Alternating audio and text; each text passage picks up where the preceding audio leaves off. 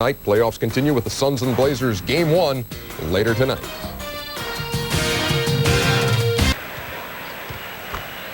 The New York Knicks leading the Chicago Bulls 46-38, and that is at the end of the half, not at the end of the first quarter. It is amazing that the Bulls have been held to only 38 points. Once this year they were held to 35 points, so that's not a record. But, you know, you still get a feeling, even though the Knicks are playing the great defense, that the Bulls could explode at any moment. Well, that's because New York can't score many points either, so as a result, it puts so much pressure on their defense every time down the floor.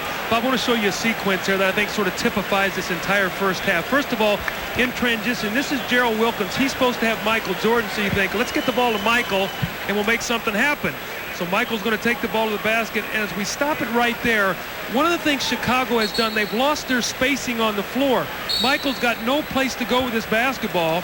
So you see him, he throws it out. Paxson picks up the loose ball. And watch this, Pippen starts to shoot the ball. Here comes McDaniel right there. Scotty takes the ball to the basket, but hold it right there. He finds Ewing. So they're going to pump the ball back out to Cartwright. Now they're going to reset again. A little screen roll. Scottie Pippen's going to try to turn the corner, and who's there again? Patrick Ewing with a deflection. That was what you saw for 24 minutes in the first half if you were the Chicago Bulls. Halftime statistics, both teams shooting 39%. Chicago's bench only had 4 shots. They're 0 for 4. And look at the fast break points and the turnovers. That to me is the most significant right there, because Chicago has not been able to run and get some easy scores.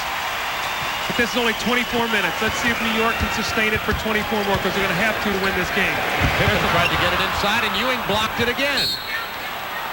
See, Patrick Ewing, that's 4 block shots on the game. 4 block shots and 2 or 3 changes. So although he's only 3 for 11 in the first half, what he's meant defensively is more than any shot he'll make during the course of this game. At 9 rebounds. Wilkins started the game hitting a jumper. Hit his first 2. 10-point Knicks lead, 11:23 to go third quarter. The Knicks have come in here serving notice that they're not all that flat from having played the 5 games against the Pistons. See, I think they're sharper. The question is, are they going to have enough energy to finish the game? I think they're sharper than Chicago right now. Pippen with the offensive rebound and the putback. Pippen is hurt. Let's see if he's all right. He gets up slowly. Looks to be okay. When you go to his man, whoever's playing him, make Chicago take a 24-7. Looks like Scotty's got a gimpy ankle or a knee. He definitely hurt something. Ewing on the fadeaway over Cartwright. Tip in Oakley. See Scotty. Scotty's not running very well at all right now. I don't know whether Phil's going to get him out of the game and get a 20-second timeout, but Scotty does not look good right now. He's walking up the floor. Definitely in vain. You can see it. Well, he's not even putting any weight on that right foot right now. Paxson steps up for the jumper and drains it. John Paxson is 3 for 4. Knicks by 8. Keep our eye on Pippen.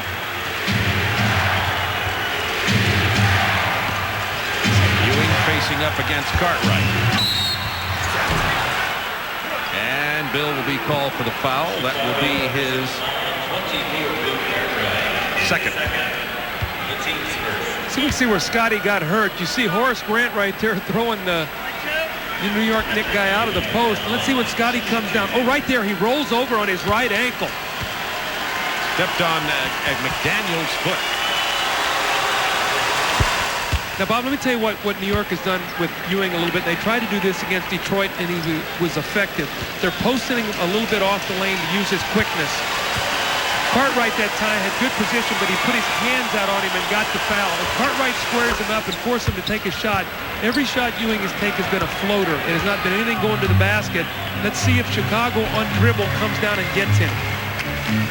10-point Knicks lead. 10 minutes to go, third quarter.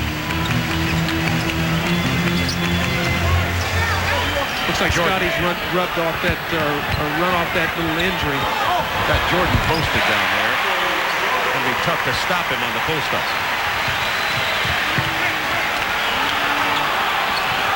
And look, the initial offense, it wasn't there. Now they're going to use some clock. That's a smart play. Wasn't there. Don't take a quick shot. Take your time. So they're posting him off the lane. Long jumper from Ewing out of his range. Yeah, that's about 3 feet further away than Patrick Ewing should be.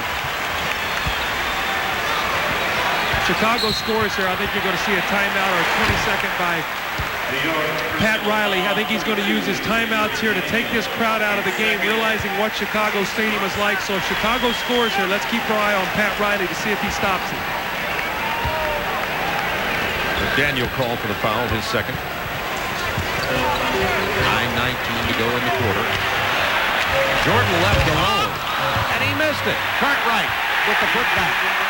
And it is a 6-point game, and there is the Riley timeout.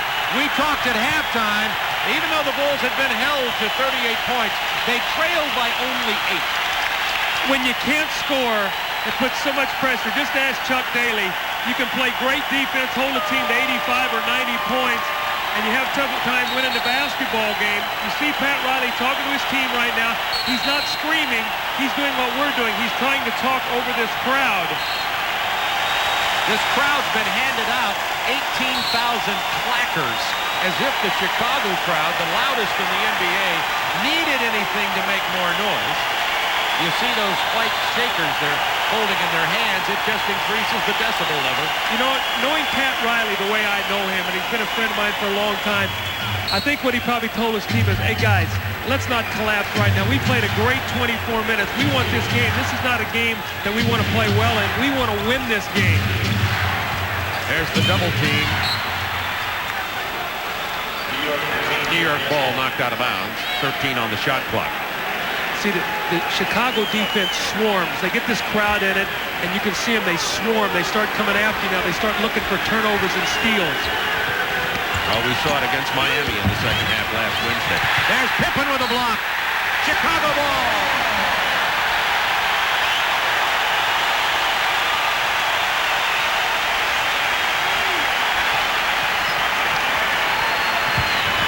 Paxson hard to the hoop. It's a 4-point game. Another quick Pat Riley timeout. 6 straight Chicago points.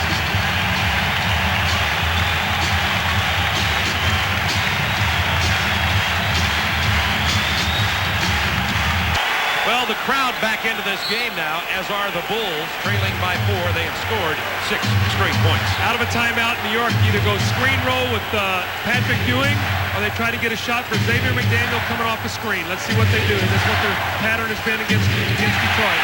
This time, a turnover. They didn't seem to be straight in their minds on what they're going to do.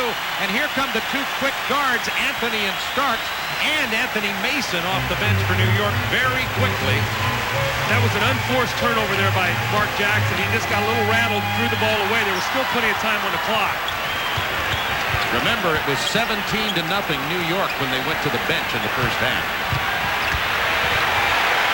Pippen, big left-handed hook. It is a 2-point game. That was a beautiful shot. Going left, off the glass, over the outstretched arms of Patrick Ewing. Got to go to McDaniel or Ewing. Those are your 2 scores. You got to get them the ball. Double dribble. Oakley did. They didn't see it. Exactly. Big jam by Ewing, who took it to the rack. The first time he took it to the rack hard tonight, he's only 4 of 14. Well, everything's been a jump shot with him. That time he did one thing. He took it right to the basket to get the score. Jordan takes it right to the basket. Almost got that too. I don't think that's going to be a 2-shot foul, though. I think that's going to be called before he got there. New York personal foul, 21, Gerald Wilkins. Oh, nice play by Patrick Ewing. Crossover, beautiful move, and Horace Grant can do nothing but get out of the way of that. Starks, Mason, and Greg Anthony into the game now for the Knicks. This is a real critical time for New York right now. Chicago is starting to feel it. The crowd is in it. Michael and Scotty are starting to get lathered up a little bit. You have got to do a good job right now with your defense. Paxson off that screen. He's 4 out of 5. It's a 2-point game. Gotta love John Paxson. Gotta love him. The way he shoots the basketball, such an important part of this team. McDaniel got inside of Jordan and got the lay-in, and it's Knicks by 4. Well-executed play. Xavier McDaniel off the back screen. He got the mismatch with Michael Jordan. Jordan's setting up John Starks right now for an alley-oop. You're going to see it before this game's over. He's going to get an alley-oop from Pippen for a dunk. Speaking of Pippen, hard to the hoop to Paxson. He's open again. Mason with a rebound.